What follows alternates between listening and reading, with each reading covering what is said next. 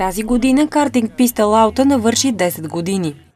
Спортната конфигурация често е място на оспорвани състезания, както за начинаещи, така и за професионалисти.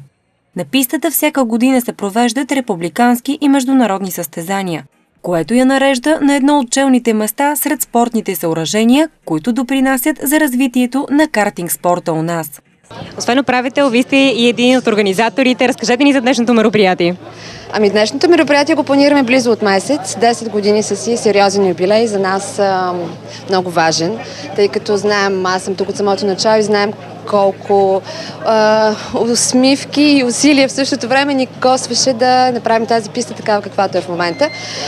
Идеята ни беше да направим една моторна фиеста на колела, която мисля, че се получава страхотно. Как решихте точно тези неща да се случат днес?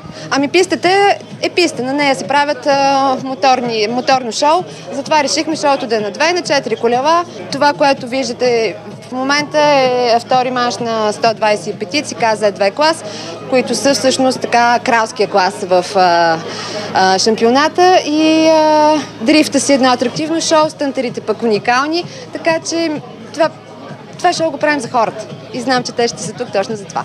Кое е първото състезание след юбилея?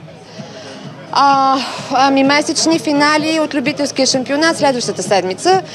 Това е всъщност предпоследния кръг, октомври е следващия, след което имаме голям финал и приключваме сезона, надявам се, както трябва.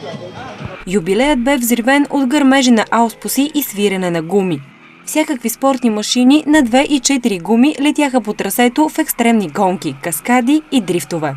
В програмата бяха включени 2 демонстративни серии на професионални пилоти с картове 125 кубически сантиметра в клас КЗ-2. Дрифт точилки оставиха съединители, моторно масло и гуми по пистата. Кулминационното шоу бяха каскадите с мотори, дело на някои от най-умелите родни пилоти. Дело пък беше главно действащо лице на юбилейното шоу.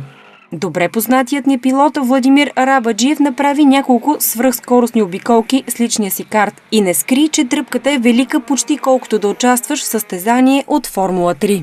Именно от картинг писта Лаута е тръгнала и състезателната кариера на Владо. Той отвя всички с прецизно каране и завърши първи. Безспорен победител и двата манша, безспорен победител в безброй картинг състезания. На какво се дължи това? Колко често караш? Едно време карах по-често. Сега имам други ангажименти, не мога да тренирам толкова колкото преди, но все пак това тук е шоу, това не е някакво официално състезание.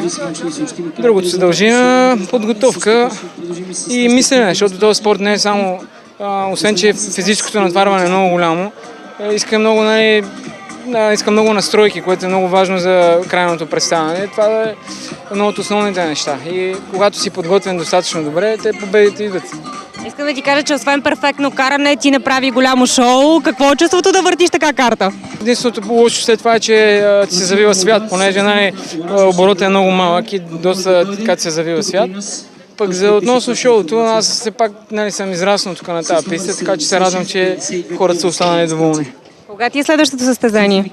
Не знам, мисля, че другата седмица във Варна има състезание, последно от републикански шампионат. Не знам даже дали ще ходя, понеже вече идва октомври месец и налягат ни други задачи. Подробен репортаж от събитието очаквайте скоро в предаването "Моето хоби" само по Хоби ТВ.